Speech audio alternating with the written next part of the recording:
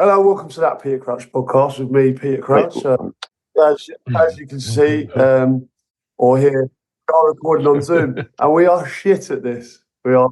But I do have Steve Sidwell with me, Chris Starks with me, and also Mr. Neal Maupay. How are you, mate?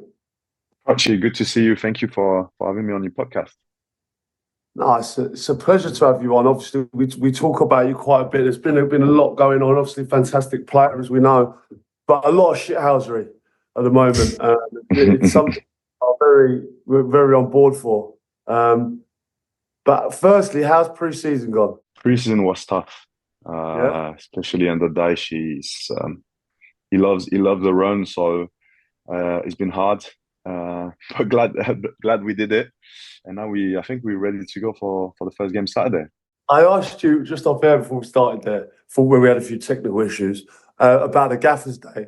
Is he still doing that? Because I remember him kind of having a day. It's horrible. For those who don't know, it's basically 1 day of training, or we're just running for 2 hours. So you know them exercises. Sometimes you do like box to box or like 15 seconds on, 15 off. But you do that for 2 hours. You run 15K and you're so tired at the end. It's just like so hard. But hey, everyone did it and we made it. Does he prep you for that, Neal? Does he give you the heads up the day before about what's going to happen, or is it just the day of it? It's like, boys, this is what's happening today. Last year was the first preseason with him, and he didn't tell no one, so no one knew. We knew it was going to happen, but we didn't know when. And this season was different because we knew, obviously, it's usually the Tuesday when we're back from preseason camp. So he didn't say it, but we knew it was going to be that day. So we were all ready for it. And it's funny because, like, you know, during the warm up, like, no one's talking because everyone knows it's just going to be pain for 2 hours. So no one's talking, no one's having banter. It's just like everyone's like, oh my God. So is Gaffer's Day the same for all the players, or does anyone get singled out on Gaffer's Day? The same for everyone. And for example, we started the Gaffer's Day by doing 2,500 meters run, which is the full length of the pitch. So in 16 seconds and 15 seconds, which is basically a sprint.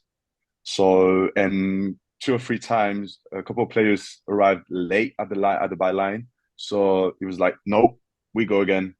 That one didn't count. Oh no, that was literally the start of the training. Ruthless, yeah. How you find it back at Everton? Obviously, you know, because you had you signed there, and you ended up obviously going out on loan last year. Obviously, enjoying yourself at Brentford, and kind of a lot of people maybe thought you might kind of move on. You're obviously still at Everton, and how you finding it? Like, how are you mentally? Are you happy to be there? Are you excited for the new season? Yeah, actually, I'm enjoying myself. I think last year was very good boost for me. You know, I went back to a place where I knew everyone, and obviously my confidence went back up again. And I think that's something I really needed. And now I'm back here. I'm fit, ready to play. And you know, in football, you never know what tomorrow will be. But one thing for sure is I'm ready to go, and I'm actually looking forward for this season. Yeah, Crouchy touched on the phrase shithousery earlier, and I think we're going to hear it a lot in this podcast. It's a very popular podcast phrase, but I think we do have to apologise. Crouchy got straight into the pod, but I'm aware that we were meant to have this chat and sort of get going about 2 hours ago, and I'm not sure where in the world you are right now, but we have to apologise for how long it took us to kind of get everything together, get us all on Zoom. I had to watch Crouchy assemble cameras in what is this the bedroom that you're in, Crouchy? You've had to set up cameras in your bedroom. I mean, if Abs walks in now, it all looks quite dodgy, doesn't it? Yeah, it was all good because the cameras all set up for Abby's OnlyFans beforehand. So.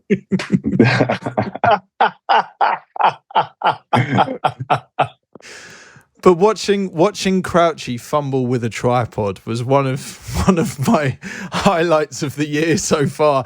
And the lads from the podcast are like, right, Crouchy, you need to press the red button for record. It was a real step by step, and Sids, we weren't sure that we were going to get you, but we've managed to get it together. And Neal, this was exactly the same when Prince William was on the podcast as well. We had to spend about an hour trying to get him on, and bless you for being so patient. If I'm honest, mate, I didn't think out of all the players that we've had in here, I didn't think that you would be the most patient, but you come across so much more chilled than I imagine. It's fine. I've given my word. I said I was going to do the podcast. So, if I'm a bit late, it's no problem. I'm here and yeah. Great. I just trying to think, last time I saw you, I was actually training at Brentford with the team. Yeah, you were. You done well. Oh. It's a shame because I didn't train that day. I think it was like international week. So I had a little problem. So I was resting that day, but I watched you enjoy training. It was funny. Yeah, it was raining as well. Oh, mate, it was. And then we had a bit of paddle. And you can play, right? Obviously, I'm a big fan of paddle, but you can play paddle. I think it's a sport growing pretty fast now. And in France, it's been going on for a few years now. So I started a few years ago, and I love to play in the summer with my mates. I think it's good fun. Yeah, it's good. It's good. Yeah. What I want to touch on here. We had a good game though, but Joe wasn't good enough for you. You need a new teammate, I think. That hurt. Oh wow, it's called out Coley. To be fair to you, like Thomas Frank picked the best player at Brentford to play with you, so to play with him. So it was always going to be hard. It is good. It feels like a good atmosphere down there whenever I go down there at Brentford. But I kind of grew up in the area. What I wanted to ask you, Neal, right, was how, coming from France, like what it was like when you first arrived through the door at Brentford, because I know the club kind of as it was, and it wasn't the club that it is now, right? When you walk through the door, young man from France, like what was that like? Yeah, you're right. Because even me, like coming back last year, it was completely different than when I was 6 or 7 years ago, when 2017 when I signed. But I remember the first thing is I landed at Heathrow, right? And it was the sport director who came to pick me up. His name was Rasmus, and he came up like wearing a short with sliders and a short sleeve shirt like with flowers on it. And I was like, what is going on here? And at the time, I didn't speak English. I didn't know nothing about English football. So I was like, oh my God, I don't know what's coming next. But I was ready for the challenge. And I think it was the best decision of my life. Yeah, it feels like you've got like a real allegiance for the club. Like it's quite special for you. Obviously, like I say, I grew up kind of around that area, and I know a lot of Brentford fans, and they've got a special kind of love for you, haven't they? And I think it must have been difficult to kind of, to try and fit in, really. Like you say, you didn't speak much English, and you're at a club that really is kind of in a transitional period, trying to get better. Yeah, 100%. But what I found is like Brentford fans are very always been kind and respectful towards me or other players, and it made everything easy for me, straight away. And I was, I think what helped me as well is I was living in Brentford, so I was walking to Griffin Park, seeing fans on a daily basis, and they've always been nice to me. And I think I felt like really good from the start. And I was 20 at the time, so I was a young kid coming from France, and I think that helped me a lot to have like nice people around me, whether at the club or in town. So it was nice. Yeah, there's great videos of you. There was one that went massive, and it was some fans that have just bumped into you, and you're just walking down the road, which obviously is a very normal thing, but to the fans, I think it just seemed unreal how kind of cool you were in that situation. And it is actually, I guess, from a fan's point of view, a bit of a difference in perception of how footballers are as to when you maybe encounter them. And it feels with you, I think a lot of fans, you have a very positive influence on fans, and they seem to love being around you. I didn't really expect the video to go like viral a bit, because so at the time I didn't say, but I was walking home because even last season I was living like 5 minutes from the G-Tech, the stadium. So I was walking before the game and after the game. And during winter, it was fine because it was dark, so I was putting a coat with a hoodie on, so no one would see me. But obviously, that was the end of the season. Like in the afternoon, everyone would see me. So I didn't say I was living nearby because everyone would just like follow me. But that's just me. I feel like sometimes football fans see football players are almost not human. But where for me, like it hasn't changed like who I am. I'm the same before football, and I'll be the same after football. And I just live a normal life. Really, I walk down the streets with everyone, and I think I love it. And football fans, or the fans in general, like they're pretty kind and always respectful. So that's something I really like.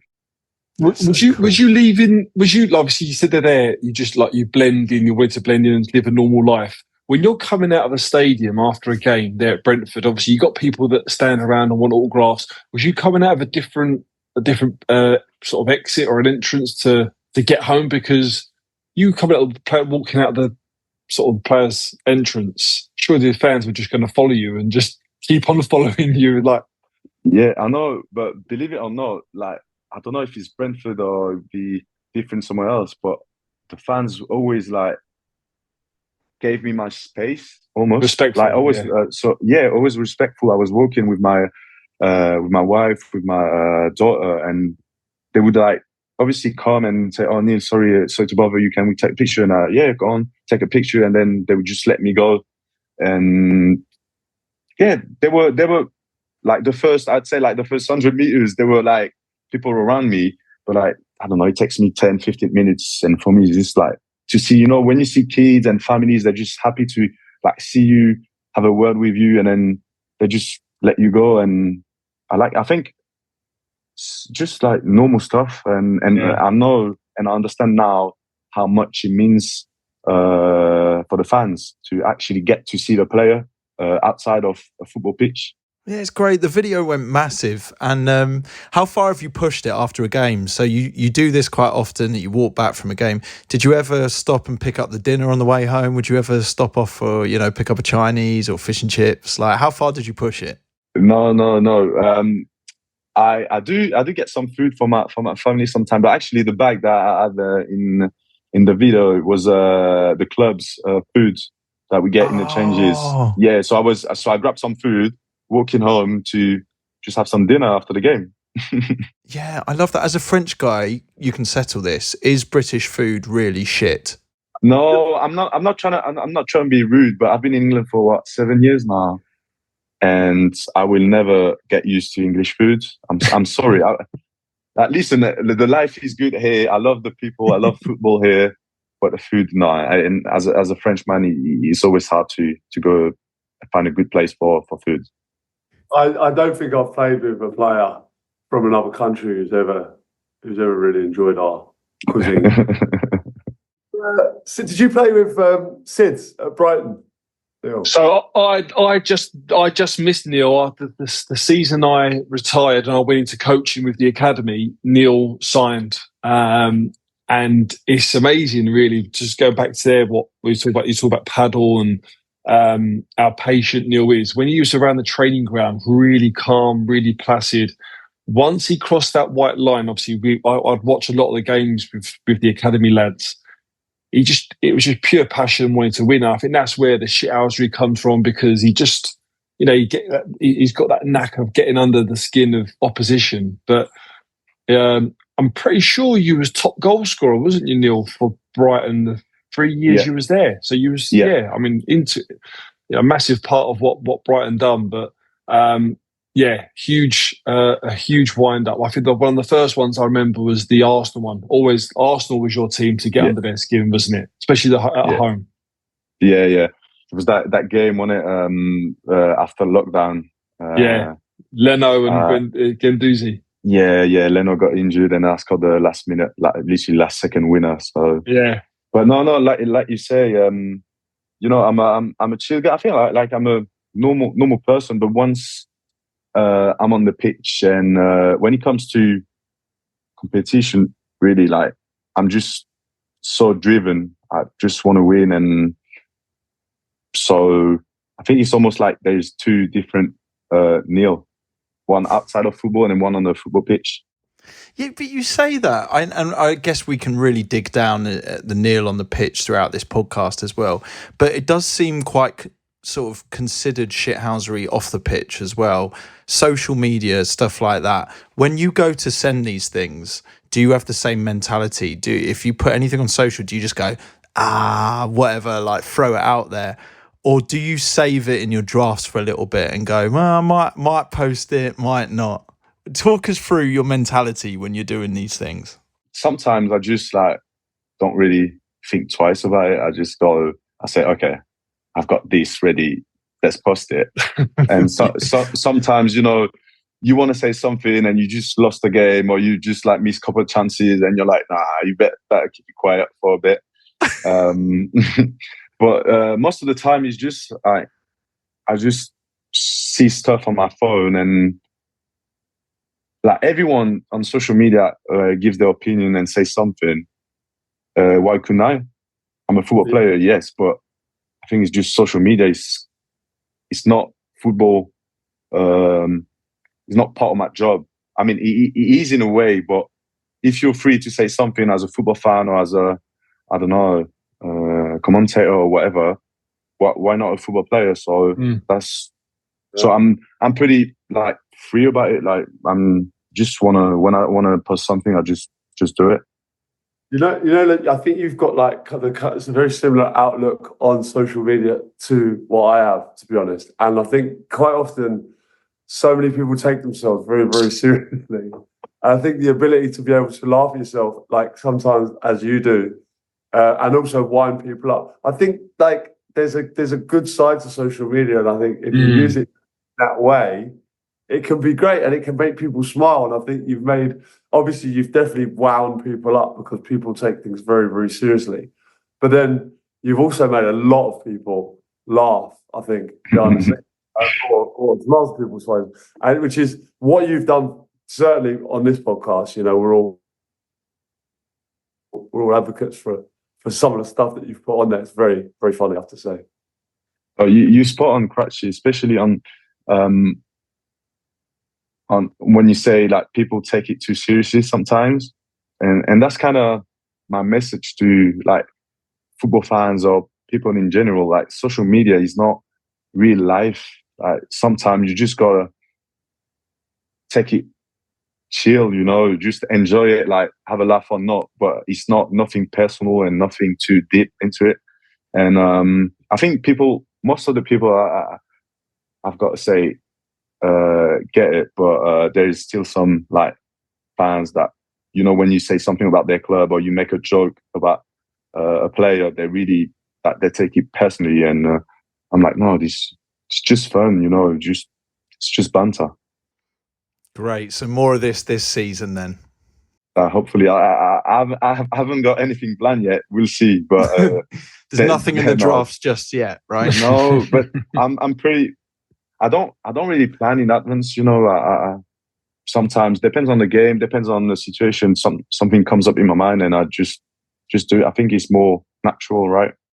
How are you? Have you spoken to James Maddison? Are you two all right, or what? I haven't spoken to him, but from what I heard, he's not really happy with me anymore. And we used to be cool, you know, because I played a few times when he was at Leicester and Tottenham, and kind of the same age, so we were cool. But he didn't really like my celebration at all, and I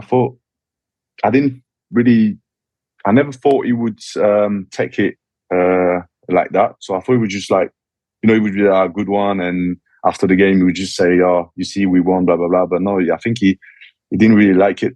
So it is what it is. For me, it's nothing like personal. I don't have nothing against him. So yeah, I think so. If I do a celebration, Crouchy, and next game you play against me, you score, you do the same, I'd be like, okay, fair enough. I've done something. So he wants to do my celebration. So. Was that a preempted one, that Neal, or was that just off the cuff? Mate, Maddison? Believe it or not, but it's just off the cuff. Like Was it I really? scored. Yeah.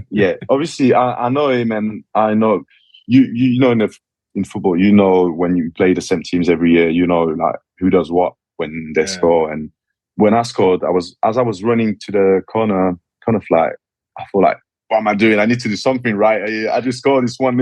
You need to celebrate, like a knee slide, and then I was like, and then it went right into my mind like, oh, let's do the dart celebration. So I just did it. And it's funny because Ivan, big Ivan, joined me as well. So, but it's a shame we lost the game. So I think the Tottenham players, they were buzzing after the game. Yeah. Yeah, well, that was it, and that's where it all sort of carried on, and then it carried on off the pitch. What I guess my question on that would be: who do you think? Are you any good at darts? Who would win in a game of darts between you and Madders? I don't know how good he is. I think I've seen a video of him playing with Gerwin Price, I think. Yeah. And I think he looked decent. I'm not the best, but I think I can play. Yeah, I can give him a game. Yeah. I mean, what a way to settle it. This would be something else, wouldn't it? If we could make the darts. Yeah, you need to match. ask him because I'm cool. If you see him, tell him Neal has got nothing against you. You know, he likes you. So a game of darts. Yeah. Let's do it. I feel like you've embraced kind of English culture. Even the fact you're just saying that you're sitting there casually dropping Gerwin Price's name into the hat. Like, I feel like you've been in England a long time now, right? And it feels like you've kind of embraced it. Other than I love it. Listen, I love it. Like I said, I signed for Brentford. It was I think it was July 2017. So 7 years ago now. And people don't realize, say, oh, he's French, but 11 months a year I'm here in England. So yeah, I've embraced it, and you know, my family, my kids, we love being here, and I think that's what it's all about. When you're in a country and with different culture and people, I really want to almost like fit in and get to know the people, the way they live, the way they speak, and just be one of them, really, because I'm here for how long I'll be here for. But I think it's important for me to show that I'm just like coming in, playing football, and just like taking my money. No, I'm an English living person now. So I was going to say, I think that's why I think a lot of fans embrace Neal, because one, he shows passion for whatever team he plays for. Two, it's a character as well. I mean, we don't like Crouchy, Chris. We love it. When we do the podcast and when we see things that Neal does that pop up, we love bringing it up because it's a character. Like we've got a list here of what we would call probably shithousery legends of the game, of Adebayor, Diego Costa, David Luiz, Suarez, Vardy. They're all winners, they're all characters, and if we lose them, and I think it's slowly going out of the game, then it's just going to become robotic and boring, isn't it? No, I agree. I think it's part of football, right? Football is a game, and we should be having fun with it. So I think it's important to have like characters in a game, and for me, it's natural, so I don't have to force it. I don't know if it's good or not. But I can tell it's just your personality, isn't it? Yeah, I'm just like that. So, Neal, but I think it's good. Neal, I was just going to say, who do you look up to in the Premier League? When I was a kid, when I started to watch Premier League, I was a big fan of Carlos Tevez. Yeah, he was because I've always loved the passion, the energy he was playing with, and obviously the goals. And I think we are actually pretty similar in like we're not really tall strikers, not the strongest, not the quickest, but Tevez was an absolute animal. So I looked up to him when I started to watch Premier League. Yeah. How have you found like the differences from where you've been? Obviously, you've been in London, kind of like on the south coast, and obviously Liverpool's very, very different, I would say, to kind of both of those. I loved my time up there, but how have you found it living there? Like the people, the fans, the club, like it's unbelievably passionate. Isn't But I it? think people up here, they just love football and love their club more than anything else. And I mean, it's good because you play every game with a full stadium and fans traveling the country to support you, which is great. But when things aren't going well, that's where it can become a bit hard. You know, my first season here at Everton, when we had Frank as a manager, then Dyche came. We won the last game of the season, Bournemouth. Otherwise, we would have been in Championship, and that was a really tough season because the fans weren't happy, and they were showing us that they weren't happy. But we weren't happy the way we were playing and the way the things went as well. So I guess it's also to find that balance, because Crouchy, you've been in the game, Steve as well. There's no player that goes on the pitch trying to lose a game, right? Or trying to miss a chance or try to play bad, right?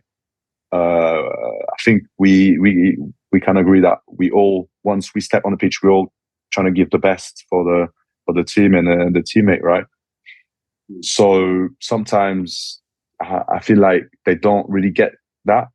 They just go, "Oh, you played bad," or "Oh, we lost the game again," or "You can't score a goal." Yes, but like, we trying. It's not like we just like not running, not tracking back, and just like say whatever happens. But no, we actually trying, and that was a tough season for everyone. Yeah.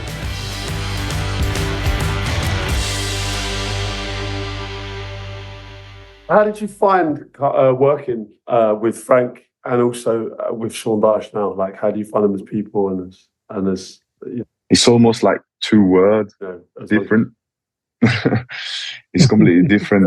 I think Frank loves football, and he was trying to make us play a certain way with the ball, with possession, movement. And we started the season pretty well, but then we had some tough moments. And you know, in football, when team starts to lose games, the ball, we always change the manager, because you can't change 25 players, can you? And then Sean Dyche came, and it's a different vision of football. He's more direct, more physical. He wants us to press, to run after the opposition for 90 minutes.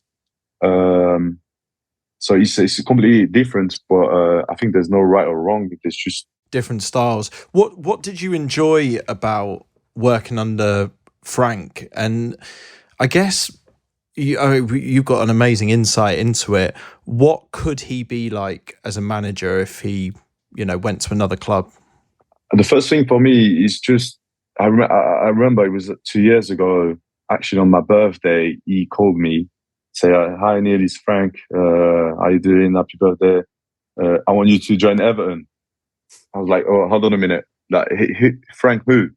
He's like, "Frank Lampard." And you got to understand, like, for a French man like me, coming up in England, having Frank Lampard like calling me. So I was always going to say, "Yeah, I'm down, I'm coming," right?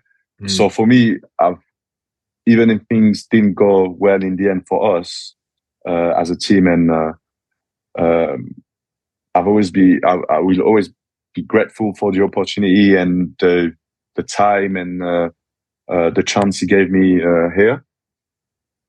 And I think Frank is a young manager, so he will improve. But he's got one thing, like I said, he's a football legend, right?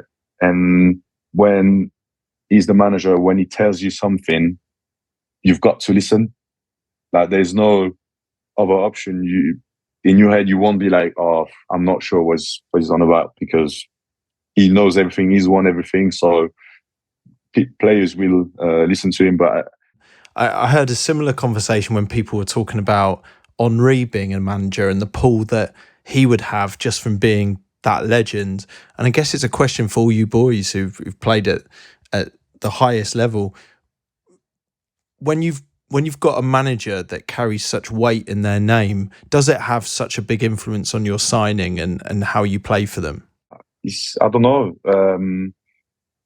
But when he says something like I said, you listen and it's almost like you want to, in my head, I was like, he was one of the best football player ever, one of the best midfielder, and the amount of goals he scored. So when I played, I was like, I need to not impress him, but I need to do well because he was such a great player that if I'm average, like I don't want to show him like bad performances, right?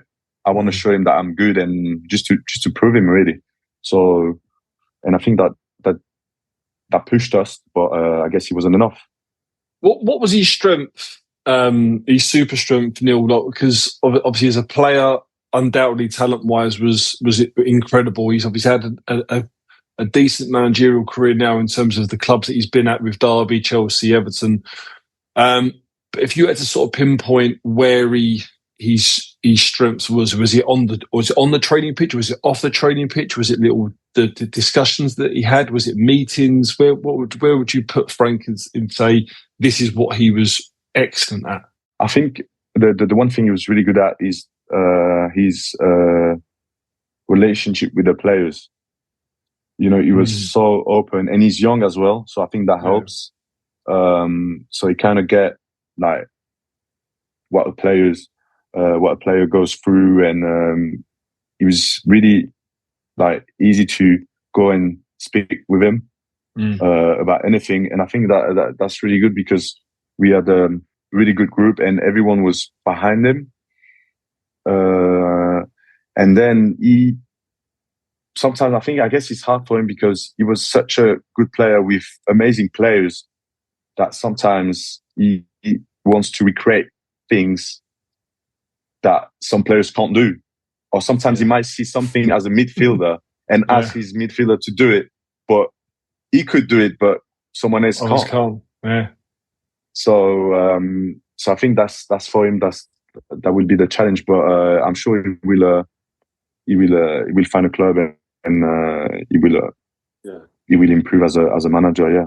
I just want to ask you, right? How what you kind of like enjoy doing when you finish training, when you've done so. We talked about paddle before.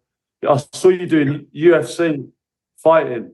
Right? I don't know if you were training like that pre-season, if you were doing that. And also, second question, the Olympics was in Paris, right? Did you enjoy it, and what was your favourite event? 2 questions for you.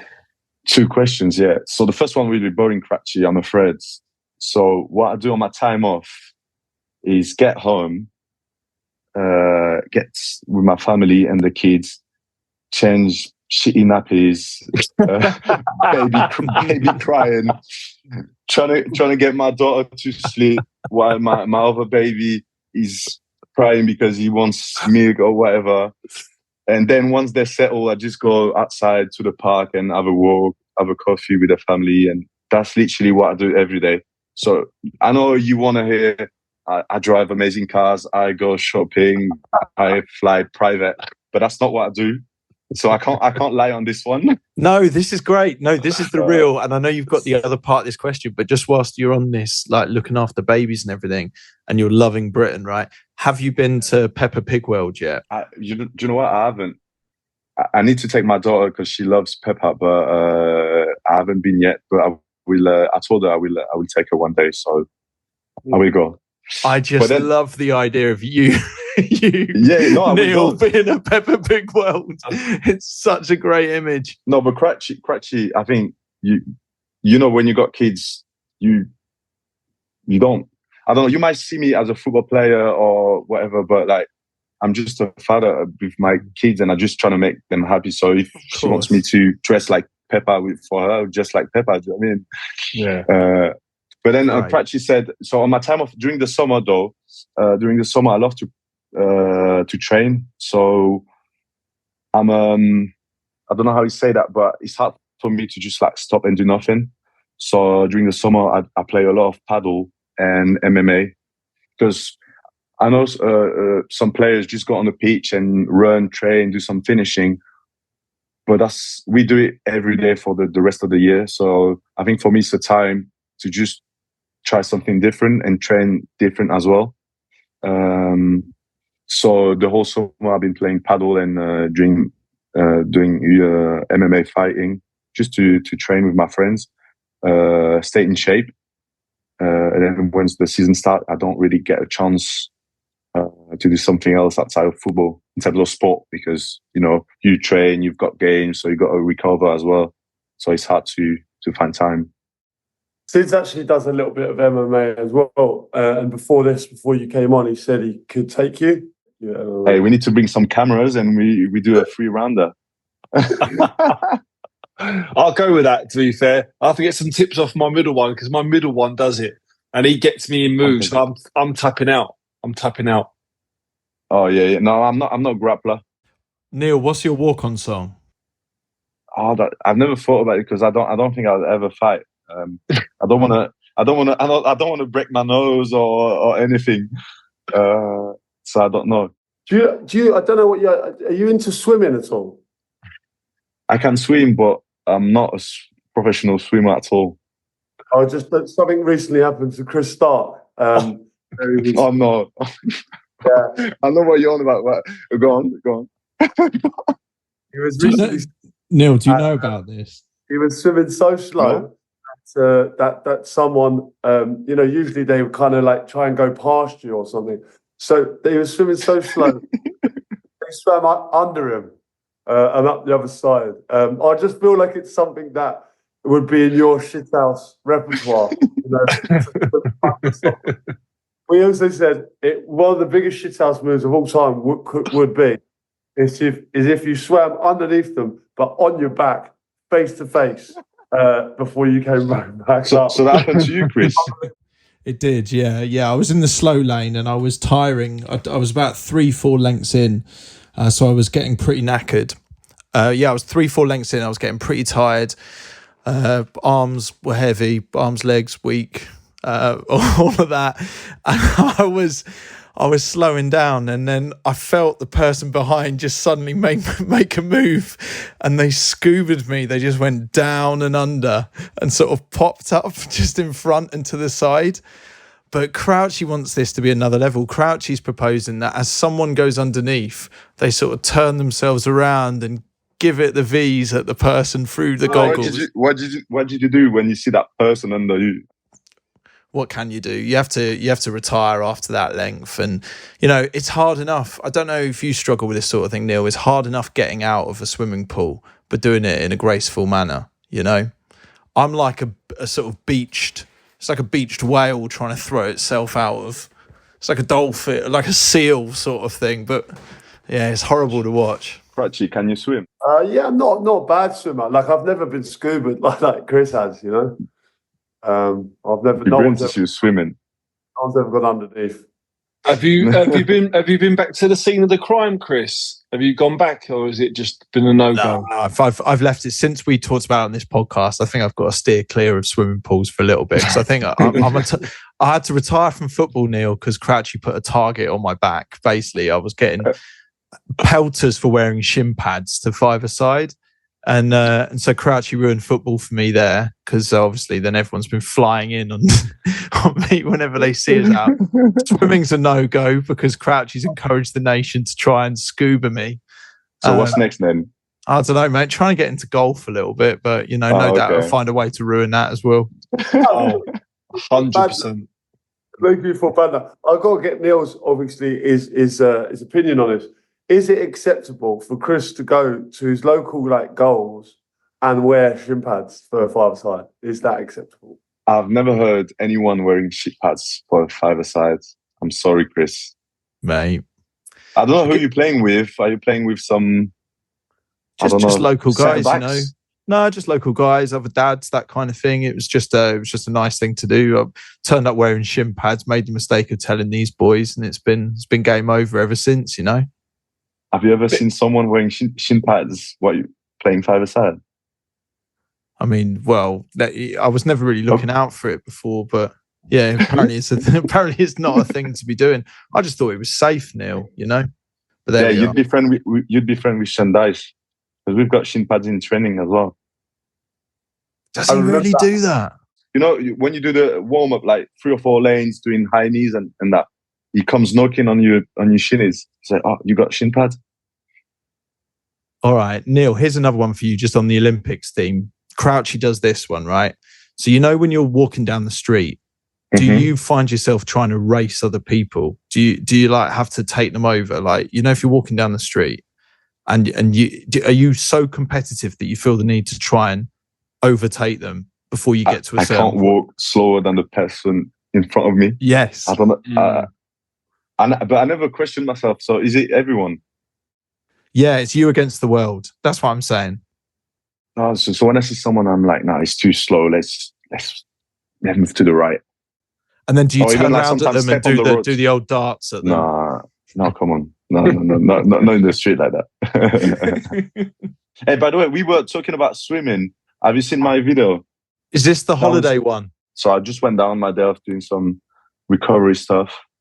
I just, mate, in the lift, just my sliders just went. Oh, and I, you know what happened? So I posted the video. It was like in the evening. And then when I went to bed, the pain started to kick in. And I was like, no, because we got training the day after. I said, I can't miss training and go. Everyone saw the video, obviously, because I posted it. So in the morning, everyone was like, "Oh, we saw the video, funny." And then I was limping. And I get to the physio, like, "Please, like, get me some ice or something." Because I eat, like, you know, the bone you got on the side of the leg, on the glute. Yeah. Hey, I had a bruise like this. Yeah. That's one of those things where you feel like you kind of have to train, don't you? Neil, just very quickly as well, looking at this season, what are the battles that you're looking forward to? Are there any defenders that you particularly get excited about being up against, or that you feel that you've got a bit of a kind of, I don't know, a bit of healthy competition? No, that's not my mentality. You know, I'm more like, I take every game the same. So if you and I were to train together and you're the centre back, I would play with the same mindset. It never changes. You can always ignore the sort of the name on a player. Whether I play a conference team or Champions League team, I'd play the same. And I think that's what brought me to this level. Is just like, I'm so competitive and I just give my best when I'm on the football pitch, whether it's, like I said, World Cup or just a five-a-side with my mates. I think it's going to be a really interesting season, this one for Everton, because it's the last one, isn't it, at Goodison Park, before you go to the new stadium. Obviously, previous stadiums, Sean Dyche come in, just kept you up. Then it's just about stabilising. But has there been anything different this pre-season in terms of any meetings or any targets or what you're striving for as a team? Obviously, it'd be a nice way to leave Goodison and go into the new stadium on a real high. We definitely want to have a good season and this last season at Goodison in a good way. We haven't set any target yet. But last season, I think obviously I wasn't here, but Everton did well regarding the points deductions. They finished pretty. They were safe pretty good. So I think we just want to take the next step now, because we've got a group of players that know each other for a couple of years now, same manager. So I guess is to find that stability and trying to take it to the next step. Because in football, sometimes, you know, when you change manager, players, it's hard to build a group and a team. And during the preseason, I feel like everyone's on the same page. Everyone knows each other. So hopefully we will have a good season. And I'm confident because we've got great players here. Can I just ask you quickly as well? The fella who got Maupay or a cheat tattooed on his was it arm or something? Yeah. What thoughts on that situation? I don't know. Like, it's more for him. For like, do you really want to have my name and my shirt on your arm in 10 years' time? I'm not too sure. I wouldn't if I wouldn't put my name on anything. So, but that's something. You know, I just seen it on Twitter, so I was like, oh, let's give a reply, and 24 hours later, I saw like he tagged me and he did it. I got him a shirt. No, But- mate, it's a good story. But hey, you know what he told me though? He told me when I texted him after he'd done it. So I messaged him directly and I said, "Oh, you're a legend. Give me your details. I give you my shirt." And he said, "Oh, Neil, just the fact that you texted me is just the best day of my life." Wow. So just small things. So I think he's a Brentford fan. He's a diehard fan. So good on him. He's a cool guy. Do you think a lot of the time, and it's what you were saying on social media earlier, like people feel the need to get angry? Like I think a lot of the time, it's like we're so lucky as a podcast, and we get so many lovely messages from people who listen to this podcast. People just need an excuse to be nice sometimes. Do you know what I mean? And just like reach out like that. Like he might have said that kind of quite bullshit thing before, but clearly it meant a lot. You just messaging him and having that sort of link like that. By doing just small things, take a picture with the kids, have a word with a fan, it's just like make their day, or if memories for them, potentially for life, you don't know. So I think it's just like small things that we don't have to do, because you don't have to do anything. But for me, it's important to do it. Right, Neil, we do a little thing on the podcast where people write in 11s every now and then, and I'll be honest with you, we've had some absolute belters. This one has come in, and this is a movie footballers 11. It starts with any Shay Given Sunday in goal, Saving Private Ryan Shawcross. We've got Sex in the City. That's Harry Maguire. Debbie Does Gallas. Raging Bullard. My Cousin Vinnie Jones. John Carew Over the Cuckoo's Nest. DDA Dogma. And Crouchy Tiger, Hidden Dragon. Brilliant. Yeah. Well done to James who sent that in. That's a good one. A movie 11. We get so many of these sent in, Neil. It's kind of unbelievable. I mean, there's thousands. But listen, mate, I wanna wish you good luck for the season. Hopefully you have a good one. Everton have a good one.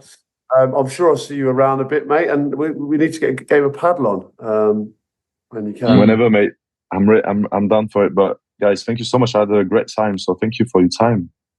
It's good. Good fun. Keep it up, mate. And good luck for the season, mate. Thanks so much for coming on. Best Cheers, of guys. luck. Take care.